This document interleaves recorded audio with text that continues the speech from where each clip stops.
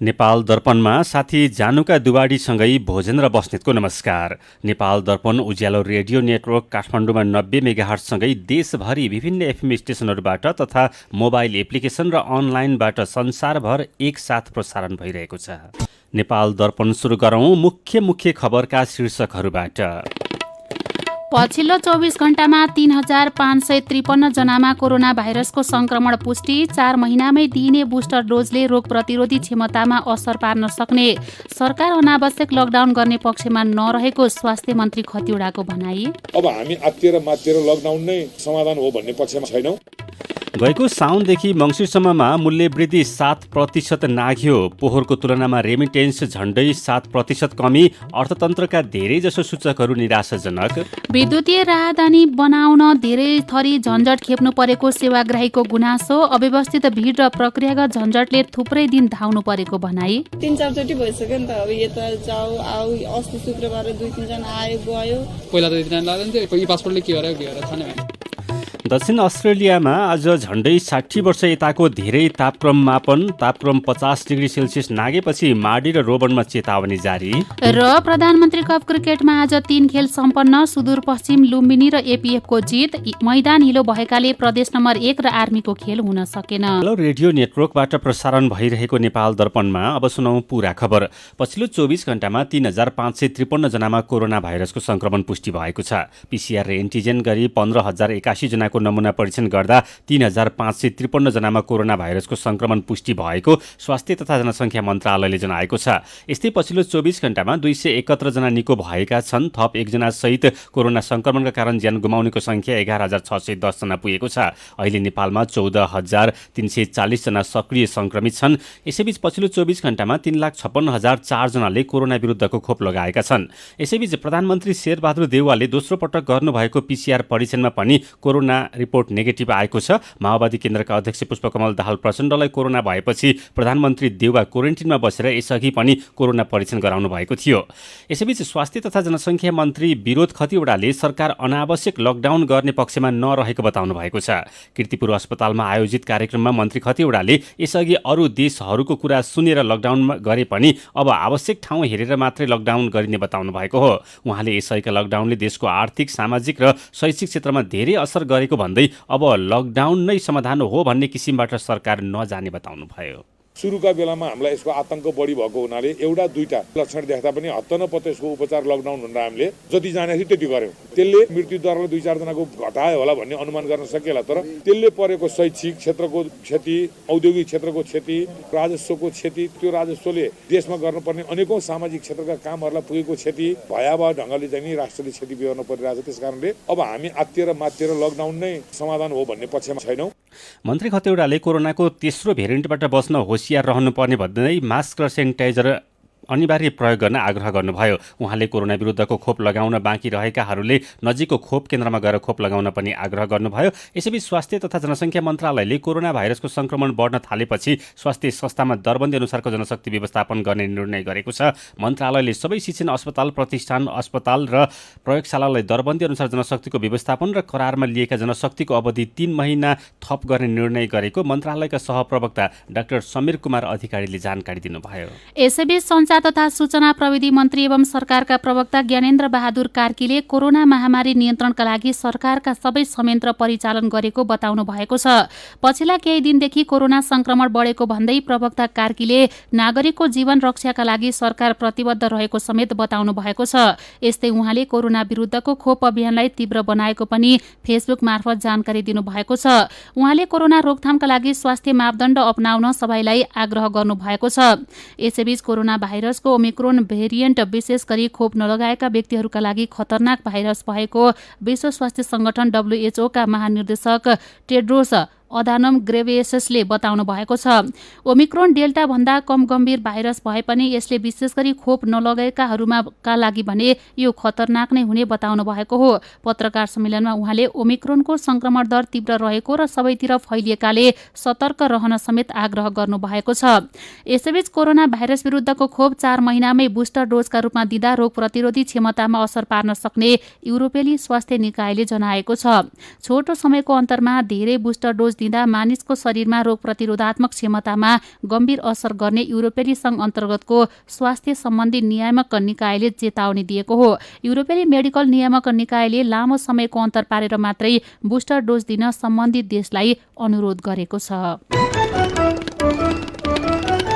चालु आर्थिक वर्षको मङ्सिर महिनामा मूल्य वृद्धि 7% नाघेको छ। अघिल्लो आर्थिक वर्षको मङ्सिर महिनामा 2.93% रहेको मूल्य वृद्धि बढेर 7% नाघेको हो। राष्ट्र बैङ्कका अनुसार अघिल्लो वर्ष मङ्सिरको तुलनामा 2078 को मङ्सिरमा घिउ तथा तेलको मूल्य 28.52% बढेको छ। यस्तै यातायात, दाल तथा गेडागुडी, शिक्षा र सुर्तीजन्य वस्तु उपसमूहको मूल्य वृद्धि भएको छ। बढ्दो मूल्य वृद्धि, उच्च आयात र घट्दो रेमिटेन्सका कारण अर्थतन्त्र थप अप्ठ्यारोमा परेको देखिएको छ।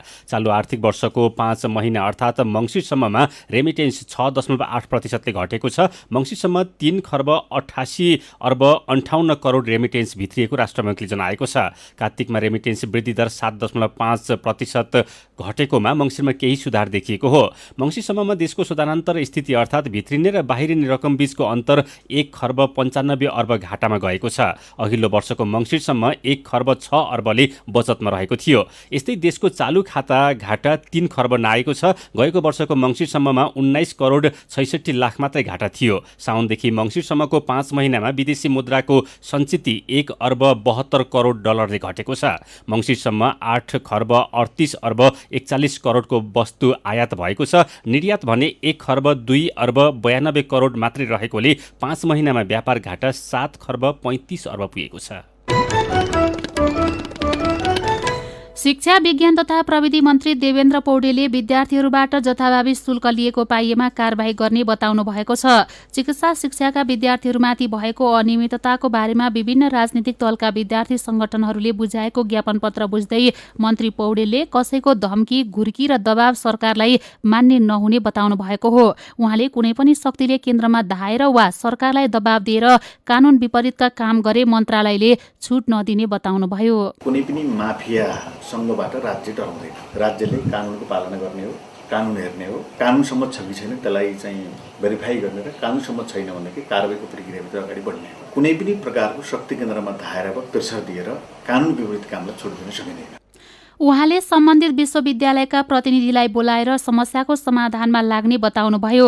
शिक्षा मन्त्रालय मुखदर्शक भएर नबसेको भन्दै मन्त्रालय र आयोग मिलेर सार्वजनिक धारणा बनाई कारबाही अघि बढाउने बताउनुभयो। विभिन्न राजनीतिक दलका विद्यार्थी संगठनहरूले चिकित्सा शिक्षा आयोगले तोकेको भन्दा बढी शुल्क लिई MBBS, BDS र BNSमा Nobel medical college, Kathmandu medical college, Manipal medical कलेजले विद्यार्थीहरूसँग बढी शुल्क लिएको भन्दै शिक्षा मन्त्रीलाई ज्ञापन पत्र बुझाएका हुन्। सीधा कुरा प्रश्न विचार। यो हो उज्यालो रेडियो नेटवर्क काठमाडौँमा 90 मेगाहर्ज। नेपाल दर्पणमा रिपोर्टसँगै खबरको सिलसिला बाँकी नै छ, सुन्दै गर्नुहोला। तपाईँ अहिले रेडियो, मोबाइल एप्लिकेसन र अनलाइनबाट प्रसारण भइरहेको उज्यालो रेडियो नेटवर्कको नेपाल दर्पण सुन्दै हुनुहुन्छ। यतिन्जेल हामीले पछिल्लो 24 घण्टामा 3553 जनामा कोरोना भाइरसको संक्रमण पुष्टि, सरकार अनावश्यक लकडाउन गर्ने पक्षमा नरहेको स्वास्थ्य मन्त्री खतिवडाको भनाई, गएको साउनदेखि मङ्सिरसम्ममा मूल्य वृद्धि 7% नाग्यो, अर्थतन्त्रका धेरैजसो सूचकहरू निराशाजनक लगायतका खबर प्रस्तुत गरिन्। नेपाल दर्पणमा अब बाँकी प्रसङ्ग। सरकारले मङ्सिर 1 गतेदेखि विद्युतीय राहदानी अर्थात् ई पासपोर्ट लागू गरेको छ। ई पासपोर्ट लिन राष्ट्रिय परिचय पत्र नम्बर अनिवार्य छ। राष्ट्रिय परिचय पत्र भएपछि ई पासपोर्टका लागि अनलाइन आवेदन भर्नुपर्छ र सम्पर्क मिति तय भएपछि राहदानी विभागमा सम्पर्क राख्नुपर्छ। यति गरेपछि पनि ई पासपोर्ट सहजै बन्दैन। ई पासपोर्ट लिन धेरै थरी झन्झट खेप्ने गरेका छन्। सुजाता सुनुवारको रिपोर्ट।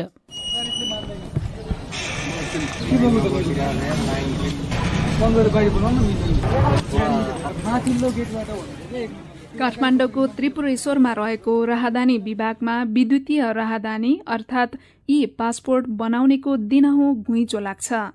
अनलाइन आवेदन भरेर मिति र समय लिइसक्नेहरू मात्रै विभागभित्र जान पाउँछन्। जापान जानलाई ई पासपोर्ट बनाउन चितवनबाट काठमाडौँ आएकी सरस्वती शर्मा विभागको गेट बाहिर भेटिनुभयो। शुक्रबार त अब आएर फर्म बुझाएपछि 1-2 घण्टामा भइहाल्छ अनि लिएर जाने भन्ने त्यो आशाले आएको हो। यहाँ आउँदाखेरि चाहिँ सोचे जस्तो चाहिँ छैन नि त। 3-4 चोटि भइसक्यो नि त। अब यता जाऊ आऊ, अस्ति शुक्रबार 2-3 जना आयो गयो, फेरि बेलुका बस्यो। चितवनकी सरस्वती शर्मा मात्रै होइन, दुवै जान पासपोर्ट बनाउन आएका सिन्धुलीका जसमान तामाङ पनि उस्तै अलमलमा हुनुहुन्छ। पासपोर्टको लागि मान्छेहरू घुइँचो छ यहाँ अहिले, सचिवालय भित्र छिर्न नमिल्ने रहेछ, धेरै कठिन हुँदो रहेछ। त्यस कारणले अब नेपाल सरकारको यसमा चाहिँ ध्यान जाओस्। कोही भर्खरै आउँछ भर्खरै निकाल्छ, कोही अब महिनौ दिन कुर्नुपर्ने हुन्छ, कतिपयको त नपाउने पनि रहेछ। मेरो चाहिँ कस्तो हुँदो हेर्छु। काठमाडौँको टोखान नगरपालिकाका विनायक अधिकारी विभाग धाउन थालेको 5 दिन भइसक्यो, तर अझै पनि हातमा पासपोर्ट परेको छैन। तत्काल पासपोर्ट बनाउन नसके अस्ट्रेलिया जान पाइँदैन। यसले उहाँलाई निकै तनाव दिएको छ। अफर लेटर आइसक्यो, अफर लेटरको अनुसार अब भिजा हान्न पाएन भने अब फेरि इन्डेक्स सार्नुपर्छ। सार्दाखेरि फेरि पैसा बढी लाग्छ अब अस्ट्रेलियाको सरकारले, अनि के गर्छ अब थाहा नै हुँदैन। अनि अब गाह्रो हुन्छ, अब अर्को इन्डेक्सलाई फेरि सार्नुपर्छ, रिफर गर्नुपर्छ। कागजपत्र पुग्दा ढिला भएको, नहिँड्दा नम्बर थिएन पासपोर्टमा, नाबालकबाट बनाएको थियो, त्यो पासपोर्टले भएन। अनि फेरि नयाँ पासपोर्ट बनाउँदाखेरि अब यत्रो टाइम लाग्यो। पहिला त यति टाइम लाग्दैन थियो, यी पासपोर्टले के गर्यो थाहा नै भएन। पैसा बोकेर हिँडेको छु 12,000 पासपोर्टको तिर्न भनेर, अब त्यो तिर्न पाएन। काठमाडौँ बाहिरबाट आउनेहरूलाई झन बढी समस्या छ। दुबई जानका लागि 7 दिन लगाएर बल्ल बल्ल ई पासपोर्ट बनाएका गोर्खाका नारायण गुरुङ आएर 5-6 दिन भयो होइन। यहाँ आज आउँदाखेरि म बिहान 9 बजे आएको, खाना नखाइकन आएको। यहाँ कुरेर म लाइन बसेर कुरेर 5-6 घन्टा भइसक्यो। अझ बल्ल बल्ल त्यहीबाट बल्ल बल्ल भयो। काठमाडौँ उपत्यकाका 3वटै जिल्लामा झण्डै 1 हप्ताभित्र पासपोर्ट बनिसक्छ। काठमाडौँ उपत्यका बाहिर पूर्व पश्चिम राजमार्गले छोएका जिल्ला र हवाई सुविधा भएका जिल्लामा भने झण्डै 15 दिनभित्र राहदानी उपलब्ध हुने राहदानी विभागले जनाएको छ। सेवाग्राहीले अहिले भोगिरहेको समस्या समाधानको प्रयास भइरहेको विभागका निर्देशक तथा प्रवक्ता शरद राज आरन बताउनुहुन्छ। फारम भर्नु अगाडि चाहिँ वेबसाइटमा राखेको जुन विवरण छ त्यो चाहिँ पढ्नु पर्यो कि एकचोटि पढेर अनि मात्रै फारम भर्न सुरु गर्नु पर्यो। अनि अर्को चाहिँ राष्ट्रिय परिचय पत्र जसले नयाँ एप्लाई गर्नु भएको छ उहाँको एसएमएसबाट राष्ट्रिय परिचय पत्र नम्बर प्राप्त भइसकेपछि मात्रै फारम भर्नुपर्छ। त्योभन्दा अगाडि फारम भर्यो भने त्यो चाहिँ सिस्टममा नदेखिने हुन्छ, जसले गर्दा रिजेक्ट हुने हुन्छ। फारम भर्दाखेरि कुनै पनि विवरण नलुकाइकन नढाँटिकन भर्नु पर्यो कि आज बुझाएपछि पर्सि पाइहालिन्छ नि।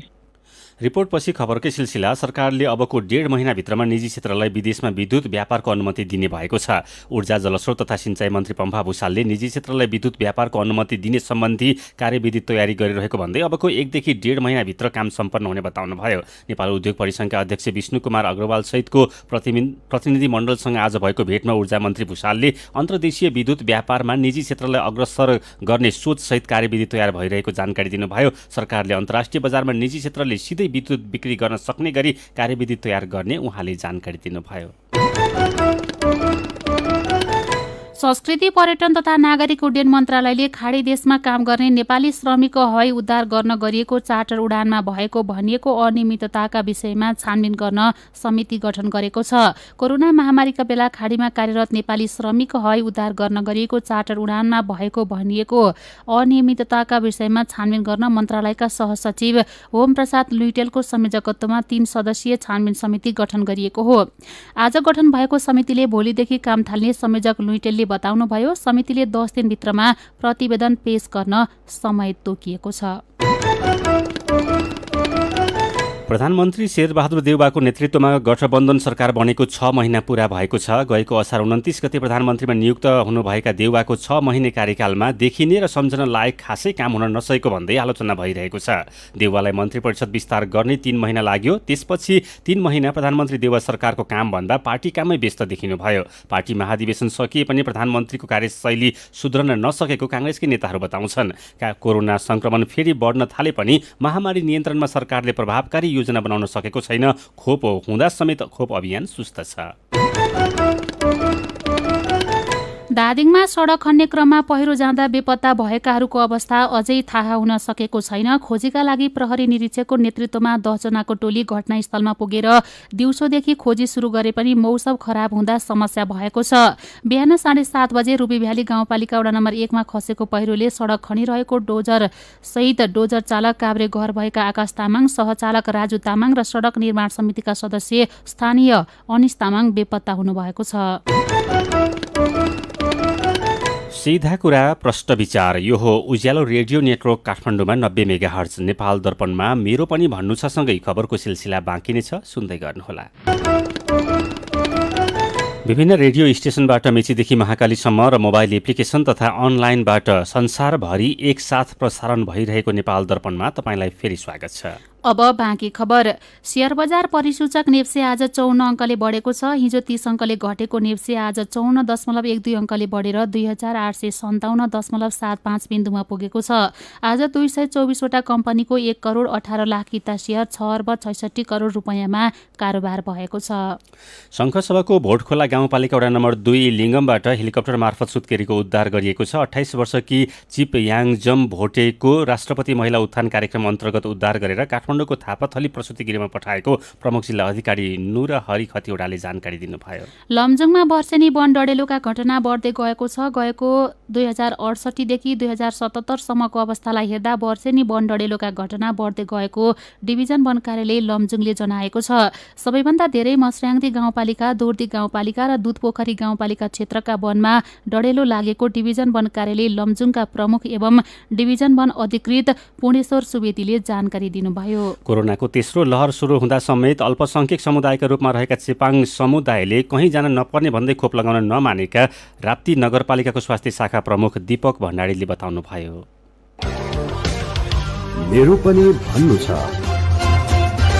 सरकार गठनको 6 महिना पूरा तर सम्झना लायक काम गर्न नसकेको खबर उज्यालो अनलाइनमा पढेर र सुनेर प्रेम राजकोटी र नारायण प्रसाद खनाल व्यङ्ग्य गर्दै लेख्नुहुन्छ, काम त धेरै भएका छन् नि, नदेखिएर पो हो त। त्यत्रो पेट्रोलियम पदार्थको भाउ बढ्यो, गाडीको भाडा बढ्यो, अदालतमा मुद्दा परेकाले लोकसेवाका परीक्षा रोकियो, अनि सुनवाई भएको भएै छ, अरू कति थप्नु। शङ्कर चोखल प्रश्न गर्दै लेख्नुहुन्छ, सरकार भएको नभएको आभाससम्म पनि गर्न पाइएन, कहिले होला हाम्रो देश फेरियो है भन्न पाइने। बझाङका युवा काम खोज्दै भारततिर गाउँ खाली हुँदै गएको खबरमा कमान सिंह पाखरिन प्रश्न गर्दै लेख्नुहुन्छ, अन्य देशमा गएर ज्याला मजदुरी नगरिकन घर परिवार चलाउन सक्ने अवस्था नै छैन, जसरी पनि बाँच्नु पर्यो, कमाइ नै नहुनेलाई भारत होस् या विदेश बाहिरिनु बाध्यता हो, सरकार त नाम मात्रैको छ। अनि बागलुङमा खोले साग अर्थात् सिम सागको व्यावसायिक खेती हुन थालेको बारे फेसबुकमा भोपाल नाम राखेका साथी लेख्नुहुन्छ, एकदमै राम्रो, यो पोसिलो हुनुका साथै स्वास्थ्यका लागि पनि लाभदायी छ। अन्य ठाउँमा पनि अर्ग्यानिक तरिकाले खोले सागको व्यावसायिक खेती सुरु गरे राम्रो हुने थियो। विचारका लागि तपाईलाई धन्यवाद। मेरो पनि भन्नु छ।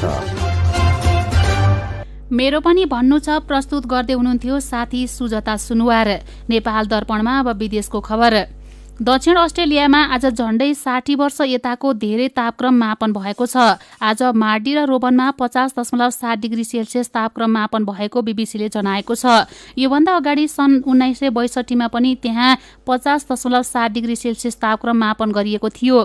पानी नपरेर तातो हावा फैलिएकाले मार्डी र रोबन शहरमा बढी तापक्रम मापन गरिएको हो।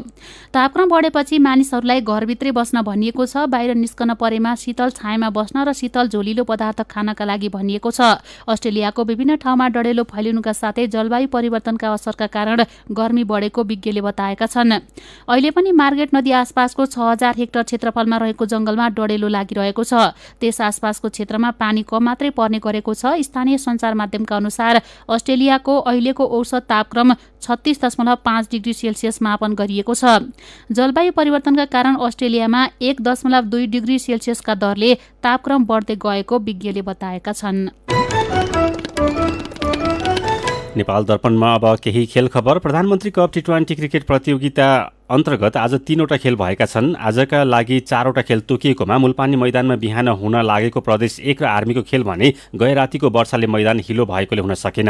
कीर्तिपुरमा भएको पहिलो खेलमा कर्णाली प्रदेशलाई 47 रनले हराउँदै सुदूरपश्चिमले पहिलो जित निकालेको छ। सुदूरपश्चिमले दिएको 154 रनको लक्ष्य पछ्याएको कर्णालीले 19.1 ओभरमा अल आउट हुँदै 106 रन मात्रै बनाउन सक्यो। यसअघि टस हारेर पहिले ब्याटिङ गरेको सुदूरपश्चिमले निर्धारित 20 ओभरमा 8 विकेट गुमाएर 153 रन बनाएको थियो। यो जितसँगै सुदूरपश्चिम 2 खेलमा 2 अङ्कसहित समूह A को तेस्रो स्थानमा पुगेको छ। यस्तै कीर्तिपुरमा भएको दोस्रो खेलमा लुम्बिनी प्रदेशले जितेको छ। प्रदेश 2 लाई हराउँदै लुम्बिनीले पहिलो जित निकालेको हो। लुम्बिनीले दिएको 162 रनको लक्ष्य पछ्याएको प्रदेश 2 निर्धारित 20 ओभरमा 9 विकेट गुमाएर 119 रनमा सीमित भयो। यसअघि टस जितेर पहिले ब्याटिङ गरेको लुम्बिनीले निर्धारित 20 ओभरमा 8 विकेट गुमाउँदै 161 रन बनाएको थियो। जितसँगै लुम्बिनी 2 खेलमा 2 अङ्कसहित समूह B को तेस्रो स्थानमा छ। यस्तै मूलपानी क्रिकेट मैदानमा भएको खेलमा एपीएफले गण्डकी प्रदेशलाई 2 रनले हराएको छ।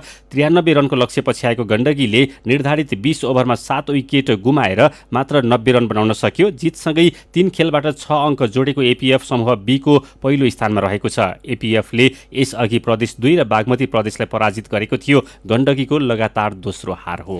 यस्तै शहीद स्मारक ए डिभिजन लिग फुटबलमा भोलिदेखि 9औं चरणका खेल सुरु हुँदैछन्। 14 क्लबको सहभागिता रहेको लिगमा 8औं चरणका खेल सकिएसँगै उपाधि होड रोमाञ्चक भइरहेको छ। रेलिगेसन क्षेत्रमा रहेको टोली बच्नका लागि सङ्घर्ष गरिरहेका छन्। भोलि पहिलो खेल एपीएफ क्लब र हिमालयन शेर्पा क्लब बीच दिउँसो 1 बजे हुँदैछ। यस्तै दोस्रो खेलमा मनाङ मर्स्याङदे फुटबल क्लब र सातोबाटो युथ क्लब खेल्नेछन्। र अस्ट्रेलियाको टी20 क्रिकेट लिग बिग बासमा नेपालका बलर सन्दीप लामिछाने आबद्ध होबार्ट हरिकेन्सले सिडनी थन्डरलाई 9 रनले हराएको छ। आज भएको खेलमा होबार्टले दिएको 178 रनको लक्ष्य पछ्याएको सिडनी थन्डरले पुरै 20 ओभर खेल्दै 9 विकेट गुमाउँदा 168 रन मात्र बनाउन सक्यो। सिडनी थन्डरका लागि सन्दीपले 4 ओभरमा 26 रन दिँदै 2 विकेट लिए। यसअघि मेलबर्नमा टस जितेर पहिले ब्याटिङ गरेको होबार्टले निर्धारित 20 ओभरमा 6 विकेट गुमाएर 177 रन बनायो। जितसँगै होबार्ट 12 खेलमा 24 अङ्कसहित तालिकाको चौथो स्थानमा छ। उति नै खेल खेलेको सिडनी थन्डर 31 अङ्कसहित तालिकाको दोस्रो स्थानमा छ। खेल खबरसँगै उज्यालो रेडियो नेटवर्कबाट प्रसारण भइरहेको नेपाल दर्पणको समय सकिनै लागेको छ। बिदा हुनु अघि आजका मुख्य खबरका शीर्षकहरू फेरि एकपटक। पछिल्लो 24 घण्टामा 3553 जनामा कोरोना भाइरसको संक्रमण पुष्टि। 4 महिनामै दिइने बुस्टर डोजले रोग प्रतिरोधी क्षमतामा असर पार्न सक्ने। सरकार अनावश्यक लकडाउन गर्ने पक्षमा नरहेको स्वास्थ्य मन्त्री खतिवडाको भनाई। गएको साउनदेखि मङ्सिरसम्ममा मूल्य वृद्धि 7% नाघ्यो। पोहोरको तुलनामा रेमिटेन्स झण्डै 7% कमी। अर्थतन्त्रका धेरैजसो सूचकहरू निराशाजनक। विद्युतीय राहदानी बनाउन धेरै थरी झन्झट खेप्नु परेको सेवाग्राहीको गुनासो। अव्यवस्थित भिड र प्रक्रियागत झन्झटले थुप्रै दिन धाउनु परेको भनाई। दक्षिण अस्ट्रेलियामा आज झण्डै 60 वर्ष यताकै धेरै तापक्रम मापन। तापक्रम 50 डिग्री सेल्सियस नाघेपछि मार्डी र रोबनमा चेतावनी जारी। र प्रधानमन्त्री कप क्रिकेटमा आज 3 खेल सम्पन्न। सुदूरपश्चिम लुम्बिनी र एपीएफको जित। मैदान हिलो भएकाले प्रदेश नम्बर 1 र आर्मीको खेल हुन सकेन। आजको नेपाल दर्पण सकिएको छ। प्रविधिमा साथ दिने साथी सङ्घर्ष विष्टसँगै हामी जानुका दुवाडी र भोजेन्द्र बस्नेत पनि बिदा हुन्छौँ। कोरोना विरुद्धको खोप लगाउन छुट्नु भएको छ भने आफ्नो ओडामा सम्पर्क गर्नुहोला। नमस्कार।